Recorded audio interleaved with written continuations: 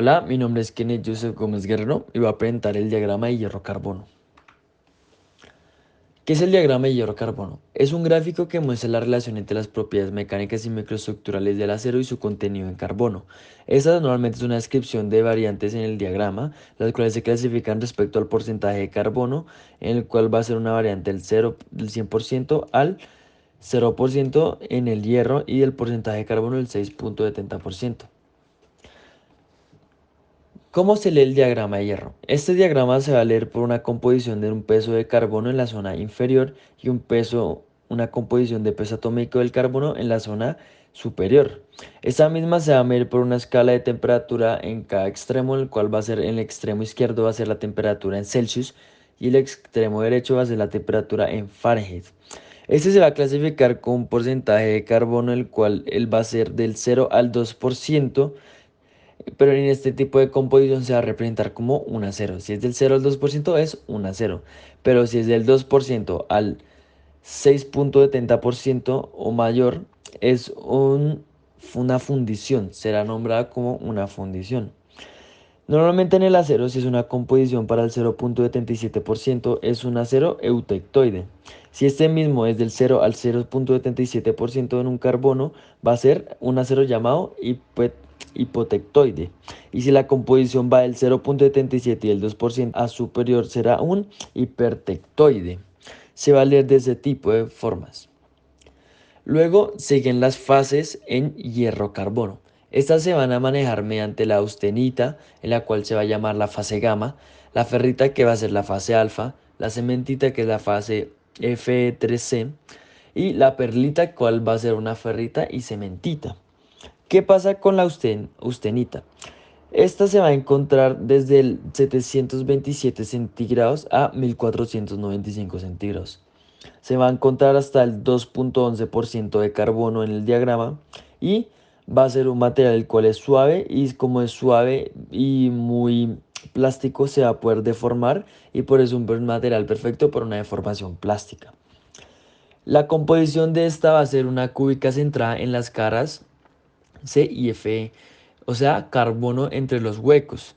Y normalmente en el diagrama se va a representar como ciertos quiebres dentro de esta. Luego sigue la ferrita, que se nombra la fase alfa. Esta es una composición de carbono, la cual es del 0,022% y es blanda al ambiente. Normalmente es blanda. Y es más dura que la fase gamma, o sea, la austenita. Esta va a ser una cúbica centrada en el cuerpo, la cual va a ser carbono, pero con un porcentaje casi nulo de este. Y se va a representar por C y F como las anteriores vistas. La ferrita se va a representar, digamos, como la tierra seca que se ve en ciertas zonas, y se va a diferenciar de esta misma la austenita. Y normalmente es un material resistente. Luego sigue la cementita. La cementita es un material el cual su dureza varía respecto al porcentaje de carbono. ¿Qué quiere decir esto? Que mientras hay un mayor porcentaje de carbono va a ser más duro el material, va a ser más resistente, pero mientras el carbono sea con un menor porcentaje de este, va a ser más frágil. Ese mismo se va a hallar en el 6,70% de carbono respecto a la composición de peso de carbono en la zona inferior. Sigue perlita. La perlita va a ser igual a ferrita más la cementita. Esta no es una fase. ¿Qué quiere decir que esta mía no sea una fase? No es una fase porque está hecha de dos fases. Estas mismas son láminas de alfa y de Fe3C, las cuales van a ser ferrita y cementita. Esta estará formada como por ciertas capas de cementita y ferrita, las cuales van a ser una superficie similar al grano y van a ser combinadas, y así es como nace la perlita. Luego siguen las reacciones invariantes. ¿Cómo se representan las reacciones invariantes? Hay tres tipos de invariantes en el diagrama de hierro-carbono, en las cuales van a ser eutectoide, eutectica y peritectica. ¿Qué quiere decir esto? Estos van a estar limitados por ciertas regiones, las cuales no van a superar cierta temperatura y cierta composición determinada.